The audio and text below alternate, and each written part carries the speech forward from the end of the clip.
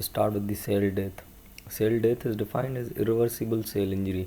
अब जो irreversible cell injury होती है तो उसमें recovery of the cell survival of the cell जो है ना वो ख़त्म हो जाता है। तो जब भी irreversible cell injury होती है तो सेल फॉलो करता है two paths, number 1 necrosis and number 2 is apoptosis.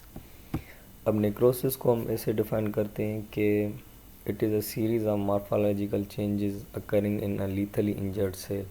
अब जो लीथली इंजर्ड सेल होता है जिसको इरिवर्सिबल सेल इंजरी हम बोलते हैं कि सेल की कोई भी चांसेस नहीं होते ताकि वो अपनी रिकवरी कर सके सर्वाइवल के लिए।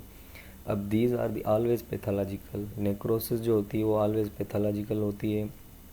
और देन डिफाइन करते हैं मैं एपोप्टोसिस को, तो apoptosis is pre programmed cell death. अब pre programmed cell death physiological भी होती है और पैथोलॉजिकली भी होती है।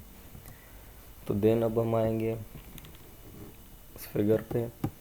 तो ये है सेल, अगर सेल को कोई भी सेल इंजरी हो गई तो ये जाएगा हमारा सेल नेक्रोसिस पे। सेल इंजरी बहुत सी टाइप की होती है, एक रिवर्सिबल सेल इंजरी होती है, एक इरिवर्सिबल सेल इंजरी होती है। जब भी सेल को इरिवर्सिबल सेल इंजरी होगी तभी सेल नेक्रोसिस में चला जाएगा या सेल सुसाइड एपोप्टोसिस। तो डिफाइन करते हैं नेक्रोसिस को। Necrosis a series of morphological changes in lethally injured cell.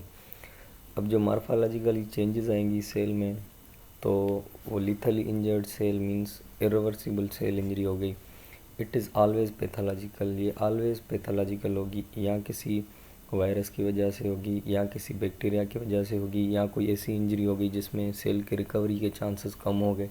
तो ये सारे फैक्टर्स जो होते हैं और हमारे डिफरेंट केमिकल्स हो गए या रेडिएशंस हो गए, the all are responsible for the necrosis. Necrosis inflammatory response, necrosis में ऑलवेज इन्फ्लामेटरी रिस्पॉन्सेज होते हैं और हमारे एपोप्टोसिस में नहीं होते। एपोप्टोसिस में सेल श्रिंकेज हो जाती है और नेक्रोसिस में सेल ब्रस्ट हो जाता है।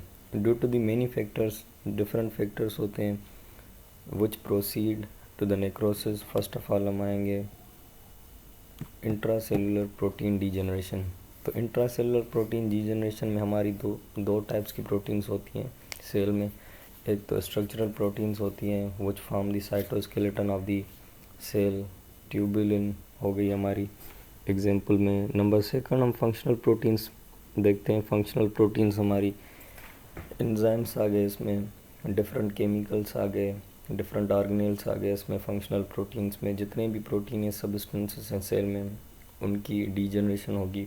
Number 2 enzymatic digestion. अब एंजाइमेटिक डाइजेशन में हमारा ऑटोलाइसिस हो गया और हेटेरोलाइसिस।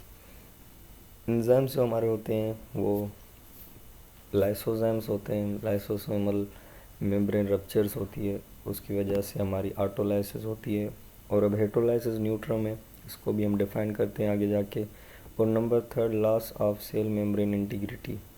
अब सेल लीथली इंजर्ड हो गया तो उसके एनर्जी प्रोडक्शन भी कम हो जाएगी और एटीपी, सोडियम पोटेशियम एटीपेसेस होते हैं हमारे सेल मेम्ब्रेन पे, वो भी जो है हमारे काम करना ख़त्म कर देंगे। तो सेल मेम्ब्रेन इंटीग्रिटी जो है ना वो लॉस हो जाएगी हमारी। तो अब डिफ़ाइन करते हैं, हमारे पास 2 सेल्स हैं, नंबर 1 एंड नंबर 2। अब इसमें हम डिफ़ाइन करते हैं कि ऑटोलाइसिस क्या होता है। तो ऑटोलाइसिस ये होता है कि सेल में एक सेक्स होती हैं जिसको हम बोलते हैं लाइसोजाइम्स। इनमें लाइसोजाइम्स होते हैं हमारे। अब जब भी सेल को इंजरी होगी तो यहाँ पे हमारी एक्स्ट्रा सेलुलर कैल्शियम जो है वो हमारी इनसाइड दी सेल आ जाएगी। अब जब वो इनसाइड दी सेल आ जाएगी तो वो बाइंड करेगी इस मेम्ब्रेन से और लाइसोसोम एंजाइम्स जो है हमारे डिस्पर्स हो जाएंगे सेल में और ये कर लाएंगे ऑटोलाइसिस ऑफ दी सेल और इवेंचुअली सेल मेम्ब्रेन रप्चर होगी और सारे जो कंटेंट होंगे सेल के वो बाहर आ जाएंगे। अब नंबर 2 करते हैं कि व्हाट इज़ हेटेरोलाइसिस। हेटेरोलाइसिस में बेसिकली क्या होता है, ये सेल है तो सेल में जब भी इंटरनली इंजरी हो जाएगी तो यहाँ पे सरफेस पे प्रोटीन्स बन जाएंगी जिसको हम कहते हैं ऑप्सिन्स। दीज ऑप्सिन्स जो होते हैं वो हमारे मैक्रोफेजेस होते हैं यहाँ पे।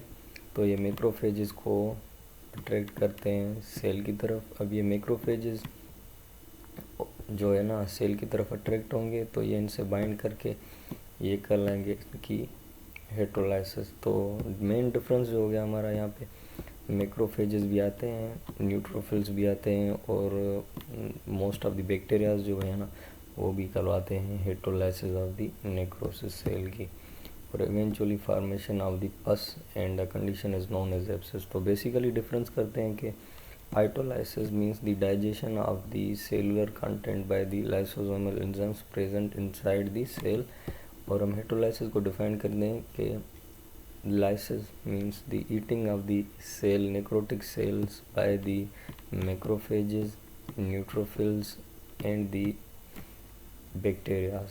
अब इसमें क्या होता है कि यहाँ पे एक टर्मिनोलॉजी यूज़ होती है कि एब्सिस। तो एब्सिस हम यूज़ करते हैं कि what is abscess.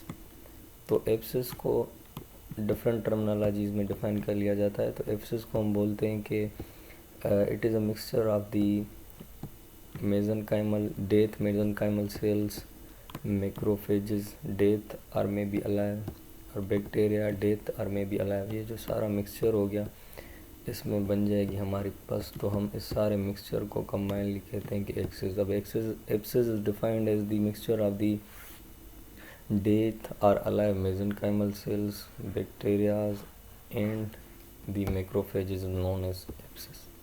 Thank you for watching.